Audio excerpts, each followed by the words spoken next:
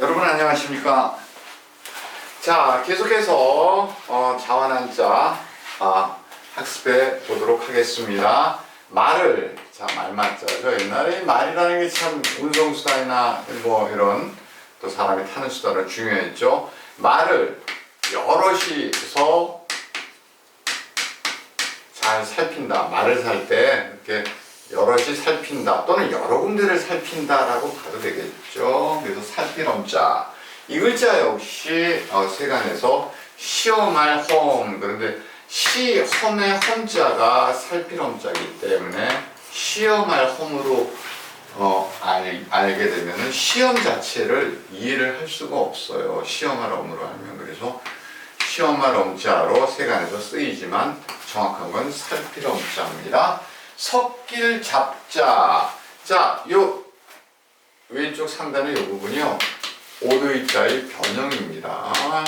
요 사람인자 같은 거는 펄럭이는 옷 소매를 얘기하죠. 제가 지난번 강의에도 말씀드렸지만, 자, 옛날에는 주머니가 없었죠. 그래서 옷자락을 넓게 해가지고 이 손목하고 옷자락 사이에 이렇게 들어갈 수 있도록 해서 이게 주머니 구실을 했어요. 이렇게 옷자락 넓은 게. 그래서 밑으로 내려가도 이게 처지니까, 또 들어도 일로 처지니까 이게 의외로 잘 빠지지가 않았던 모양입니다. 그래서 이 옷소매가 이렇게 늘어져서 그 자체가 이제 그 주머니 역할을 했는데, 그 주머니 역할을 하는 옷소매를 노려서 터는 자를 뭐라고 그럽니까? 소매치기라고 그럽니다. 그래서 소매치기라는 말의 어원이죠. 그래서 자, 이 펄럭이는 옷자락, 오도의 변형입니다. 다음에 자, 여기에 나무목과 여기에 세트가 크게 써졌어요. 자, 모을집자죠. 이거 모을집자 변형으로 쓰인 거죠. 원래는 어떻게 씁니까? 이렇게 쓰이죠. 자, 그러면 옷에 여러 가지 천이나 실이나 문이나 이런 것이 섞여 있다는 뜻입니다. 그래서 섞일 잡. 어드렉자를 알기 위해서는 제락자를 알아야 되는데, 풀숲에 있는 새를, 그죠? 손으로 잘 잰다. 뭐 새총을 쏘든 또는 활을 쏘든 잘 잰다. 그래서 젤확자죠. 젤확. 그럼 이렇게 재서 뭔가 사냥을 하니까 이것이 포획물 같은 것입니다. 포획물 또는 얻다라는 뜻이 이제 얻을 획에서 나오는데, 포획물이라는 뜻이 있고 얻다라는 뜻도 있는데, 자, 얻을획자, 이건 개견자의 그 변형이죠. 개사슴 녹변인데, 개가 즉 사람이 포획한 사냥물을, 그죠? 여기에 젤확이 들어갔죠. 사냥개가 사람이 포획한 그 사냥물을 물고 오는 겁니다. 사람이 잡았을 때. 그래서 얻을 획자입니다. 얻을 획.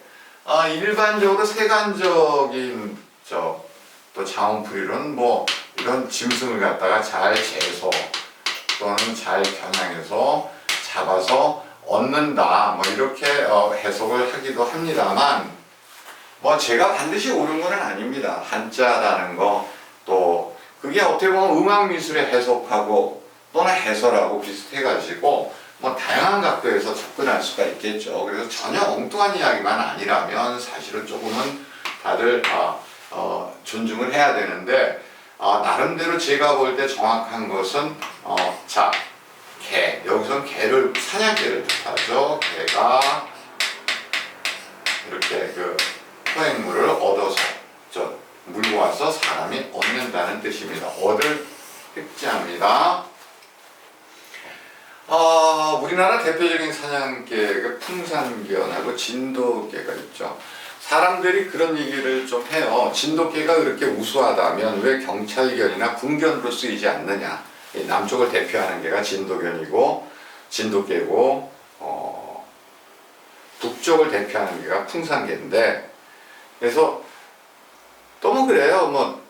그럼 진도에 있는 똥개는 진돗개냐 아니냐, 근데 이제 말장난 들어가기 시작하면 끝도 없고 왜 그러면 그 풍산견이나 진도견이 경찰견이나 뭐 여러 가지 구조견 또 군견 이런 걸로 안 쓰이느냐 뭐 이런 질문이 있는데 워낙에 고집이 세고 충성심이 강해가지고 이제 어린 강아지를 데려다가 훈련을 시켜야 될 거 아닙니까? 그리고 훈련을 시켜가지고 부대로 또는 경찰로 넘겨야 되는데 넘기면 이 진돗개나 풍산개는 자기를 가르친 사람한테만 충성을 해요. 그러니까 막상 훈련사 따로 있고 이것을 부리는 어떤 군인이나 경찰이 따로 있는데 이쪽에 가면 전혀 말을 안 들어요.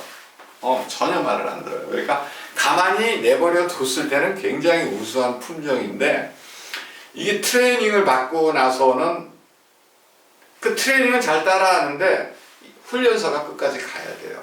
그래서 우리나라에서도 여러 번 시도를 했고 진돗개가 우수하다는 이야기를 듣고 미국 경찰에서도 LA 경찰에서도 데려다가 훈련을 시키려고 했어요. 근데 훈련은 잘 됐는데 나중에 경찰한테 실전에 인도를 하면은 다른 경찰, 훈련사가 아닌 인수받은 경찰한테는 으르렁거리기만 하고 말을 안 들어요.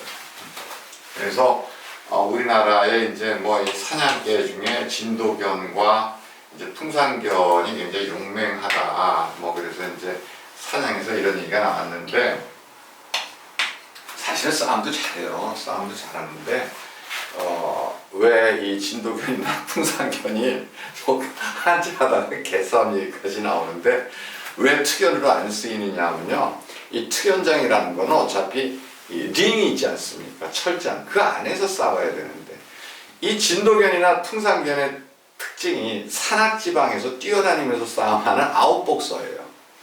그러니까 우리가 특연 그러면은 뭐 흔히 뭐 도사견, 또 아메리칸 핏불 테리어, 또 로트와일러 뭐 이런 것처럼 한 번 물면은 안 놔야 되는데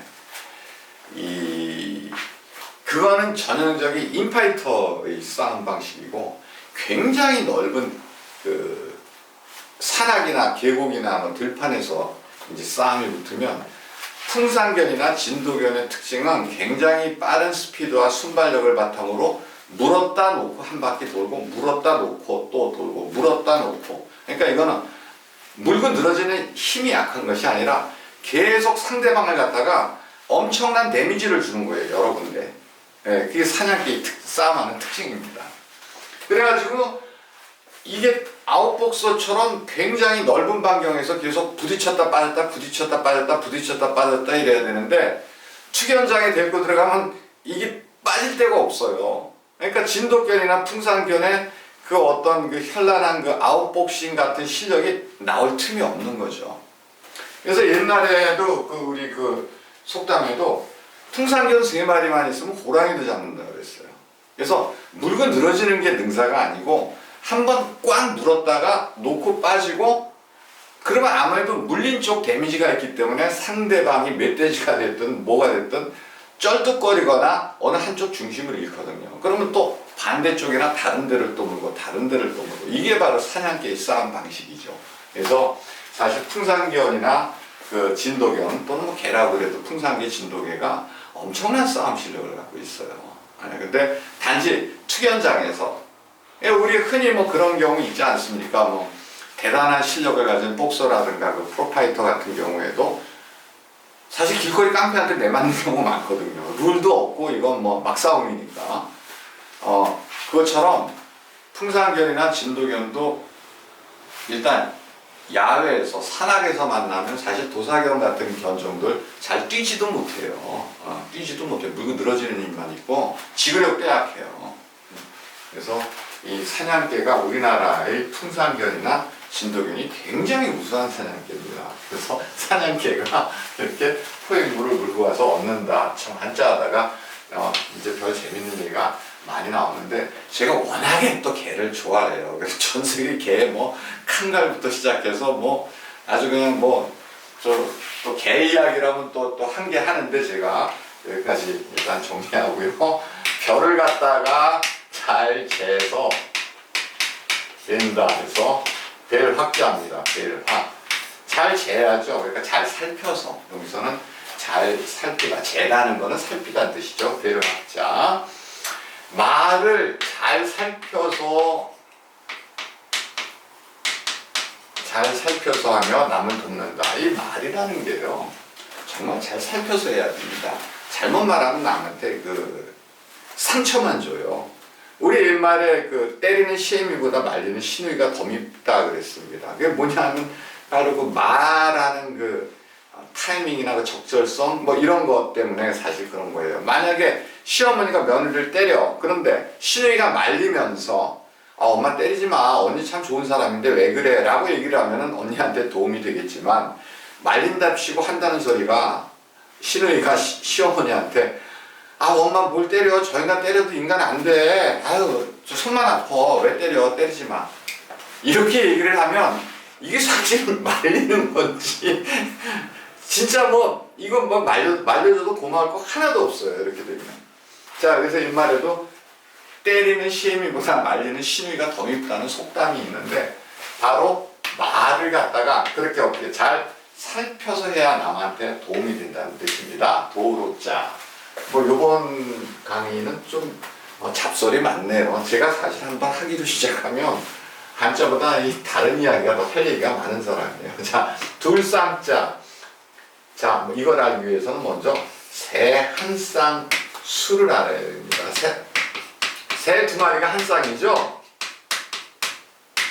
자, 그럼 새 두 마리가 있으니까 새 한 쌍 수입니다.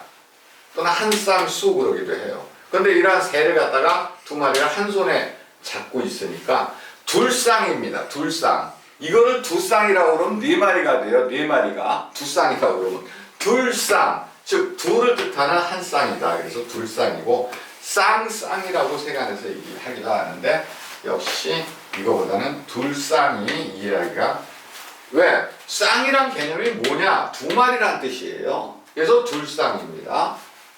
이렇게 해야 여러분들이 글자의 본질을 정확하게 아시는 거죠. 알 수 있는 거죠. 자, 둘쌍. 두쌍 아닙니다. 둘쌍. 나아갈 진짜 새가 날아가는 거죠. 이거 나아가다를 뜻하는. 그래서 새가 나아간다 해서 나아갈 진짜. 새조자. 우리 부수의장에서 배웠죠. 새의 머리 위에 깃털과 새의 얼굴과 눈과 가운데 이렇게 눈을 뜻하죠. 눈과 늘어진 꼬리와 발자국. 이게 전래계는 짐승을 뜻할 때 이제 우리가 말마에서도 그렇게 쓰이고 그러는데 새의 그 머리 위에 깃털과 얼굴과 눈과 또 또 몸통의 깃털, 늘어진 꼬리, 발자국 해서 새조자고요. 주로 꽁지가 길고 화려한 새를 뜻한다. 까마귀 옥자는요. 이 눈이 없어요. 새조자에서. 즉 눈도 까맣고 얼굴 깃털도 까맣기 때문에 눈이 구분이 안 된다는 뜻에서 한 획을 없앤 겁니다. 그래서 이 글자가 까마귀 오자입니다. 까마귀 오. 우리나라에서는 검다 그래서 굉장히 흉조로 보는데 이거를 흑인한테 가르칠 때 말 조심해야 돼요. 제가 옛날에 외국인한테도 뭐 한자도 가르치고 한국어도 가르쳐보긴 했는데 그래서 그냥 약간 우회적으로 얘기를 해야 됩니다. 혹시 이 제 강의를 보고 이대로 그 강의하면은 명강사 되실 수 있어요. 자, 까마귀 오자는 그래서 이 탄식할 오에서 좀 이제 흑인한테 가르칠 때 좀 조심을 해야 되는데 조금 이따가 제가 말씀을 드리기로 하고 그래서 어쨌든 눈이 얼굴에서 눈이 구분이 안 돼서 까마귀 오자입니다.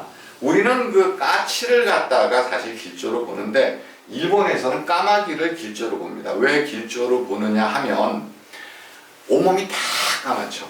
그러니까 초지일관, 변함이 없다, 아주 지조가 있다 이런 개념으로 마치 그 사무라이가 주군에 충성하는 그런 개념으로 봐서 까마귀를 길조로 봅니다. 그런데 우리나라도 까치를 길조로 보는데 또는 까치를 갖다가 조금 안 좋게 말하는 속담도 있어요. 그게 뭐냐 하면 옛말에 그 우리가 흰소리 한다. 흰소리 한다는 거는 흰 이빨을 드러내면서 큰 소리를 친다는 건데 그거를 갖다가 말도 안 되는 소리를 할 때 까치 뱃바닥 같은 소리 한다 이런 표현이 있어요. 까치 뱃바닥 같은 소리를 한다. 그럼 까치가 등하고 다른 부위는 다 검은데 배만 하얗거든요. 배만 하얗거든요. 그러니까 믿을 수 없는 얘기를 갖다가 옛날에 까치 배바닥 같은 소리다. 그놈 하는 소리 다 까치 배바닥 같은 소리야. 까치 배가 자기만 하얗잖아요. 그러면 본질은 까치도 까매요. 근데 배만 하얗기 때문에 겉다르고 속다른 소리다. 그래서 까치를 그 경우에는 조금 안 좋게 표현한 적도 있습니다. 그래서 까마귀 오자인데 이게 검기 때문에 조금은 사실은 불길한 흉조의 의미가 우리한테는 있습니다. 예. 중국에서도 흉조라는 의미가 있죠. 자, 그래서 입으로 이렇게 불행한 일, 불길한 일을 탄식한다 해서 탄식할 오자인데 검은색이기 때문에 흉조다라고 얘기를 하면 흑인들 얼굴이 확 변해요. 진짜 흑인 얼굴색이 변해요. 원래 검은 사람이 좀 그리고 사실 그건 인종적인 이야기가 될 수 있어요. 그래서 우리가 뭐 사실 뭐 흑인이라고 차별할 이유도 없고 어떻게 보면 뭐 국제적으로 우리 한국인들도 차별당하는 인종이고 그래서 이런 경우에 설명을 할 때 까마귀어는 까마니까 밤이라는 의미가 또 있어요. 밤. 자, 그래서 자 입으로 밤에 암마이도 남이 안 보일 때 울고 탄식하고 사람들이 밤이 더 슬프지 않습니까? 그래서 사람이 밤에 탄식한다. 그래서 탄식한 오자죠. 까마귀 자체를 흉조라든가 불길이라는 의미가 까마귀 때문에 있다라고 이해하시기보다는 까마귀 자체를 밤으로 해석을 하시는 게 좋습니다. 밤. 그래서 밤이라는 건 어둡고 안 보이고 조금은 불길하죠. 그래서 검다를 밤으로 해석을 하시고 입으로 밤에 탄식한다라고 하는 것이 우리가 좀 더 인종차별 이런 의미에서도 좀 더 나은 것 같습니다. 그래서 제가 옛날에 외국인들한테 한자 가르칠 때 이런 식으로 표현을 많이 했어요. 여러분들도 참고하시기 바랍니다. 자, 오늘 수업 여기까지 하고 또 다음 시간에 함께 하겠습니다. 감사합니다.